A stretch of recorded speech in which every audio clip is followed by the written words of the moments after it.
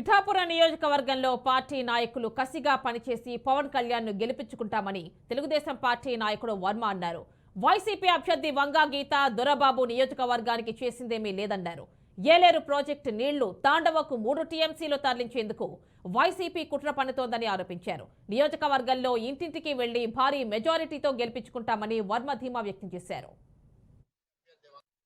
ఆయన అన్ని మతాలని గౌరవిస్తారు. ఈవేళ హిందువులకు సంబంధించిన ఉగాది పండుగ కాబట్టి సంప్రదాయంగా ఇక్కడ కార్యక్రమం పంచాంగ శ్రవణం కూడా జరిగింది. మరి ఏదేమైనా ఈ ఉగాది సందర్భంగా ప్రజలందరూ కూడా జనసేన పార్టీ అధ్యక్షుడు పవన్ కళ్యాణ్ గారిని అత్యధిక మెజార్టీతో గెలిపిస్తారు. ఇప్పుడు వైసీపీ పోటీ అభ్యర్థి వంగా గీత దొరబాబు కలిసి ఆ ప్రాజెక్ట్ని ఆపివేయడం జరిగింది. దానివల్ల పిఠాపురం రైతులకు 600 కోట్ల నష్టం వచ్చింది.